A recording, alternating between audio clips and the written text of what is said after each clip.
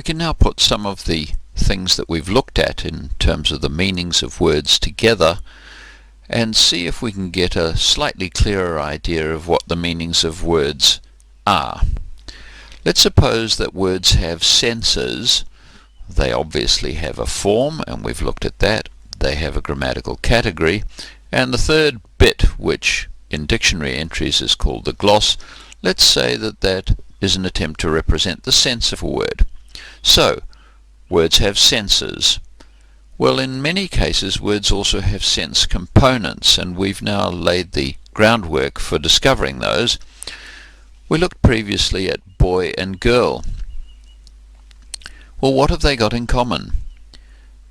Well, they have this feature of their meaning, namely young. Both boys and girls have a property that they're both young and they're both human. That's what they have in common, and they differ in only one other component of their meaning, namely one's male and the other's female.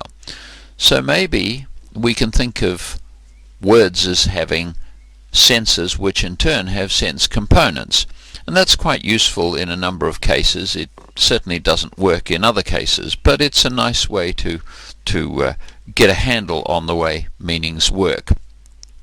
We know that hot and cold are both temperatures, and they share the component of meaning having to do with temperature. Well, this suggests that we can organize the vocabulary, and again, not always, but in some cases, in terms of hierarchical relationships. Superordinate senses have the sense components shared by their hyponyms. You'll get the hang of this terminology shortly. Let's suppose that child has the sense component young and human. Well, those are the two sense components that both boy and girl share. So child only has these components, whereas boy and girl have more components. They are, if you like, more specific. So child is a superordinate, has the superordinate sense of both boy and girl, which are its hyponyms. Well, what do we do with entailments? Just quickly, getting back to our old friend the entailment.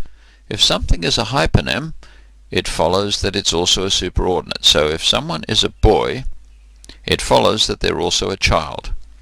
But if they're a child, it doesn't follow that they're a boy. Right? So, not the other way around. If someone's a girl, then she's also a child, but if she's a child, she's not necessarily a girl, she might be a boy. If something is a pan, then it's also a kitchen utensil. But if it's a kitchen utensil, it might be any number of other things, like a fry pan. Right?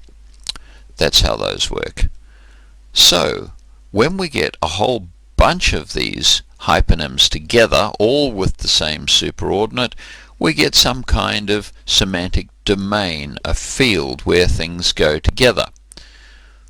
Let's see how good you are at this. If we start off with chair, table, bed, stool, and what are the rest of them? Couch, sofa, bed. Yes, we've done bed. What else have we got? Well, what is this?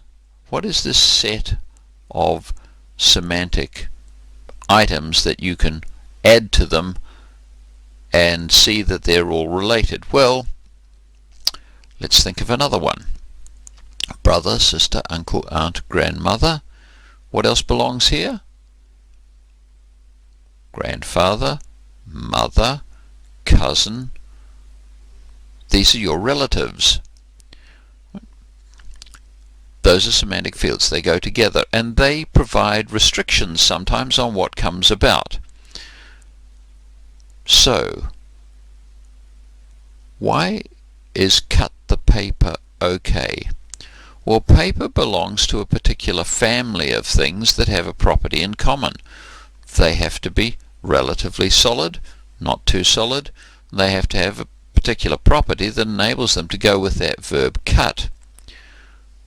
Members of particular families of meanings tend to have similar semantic properties on that account, and therefore they go with other things.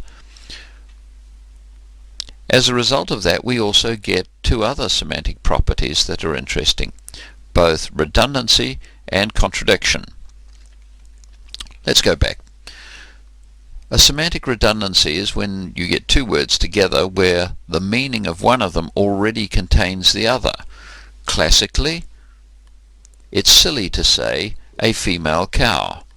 Why is that silly? Because the word cow already has the component meaning female. A male bull is also redundant, whereas a male cow is a contradiction, because male and female are opposite in some way, and so you end up with a contradiction. That means that the semantic components of words play a role in whether something's redundant, that is, you already know it before you add this bit of the meaning, or whether it's contradictory. You can see that with metaphors. If you tell someone to cut the noise, well, noise isn't literally something that can be cut. So something here has happened. Either the word cut is being used in some way that doesn't mean literally to hit it with the blade of a knife, or noise is being likened to, for example, paper or material. And you can often look at metaphors in that way and say some component of the meaning of a word has been left out, allowed to just sit in mid-air for the moment in order to let the metaphor happen. So let's see how good we are at this business of hyponymy. Put these in order. Which is the superordinate of the whole set? Well, mammal. And the next one down, its immediate hyponym is rodent, and the one below that is a mouse. So what have we got here? If something is a mouse, then it follows it's also a rodent, and it follows that it's also a mammal. If something is a structure, then it doesn't follow that it's a building. But if it's a building, then it does follow that it's a structure of some sort. So here the order is structure, building, house, bungalow. You can see how these work. Each one is a variety of its superordinate, a particular instance of it. It works with verbs as well. Moving is the most general, and then you can run, and one variety of running is jogging.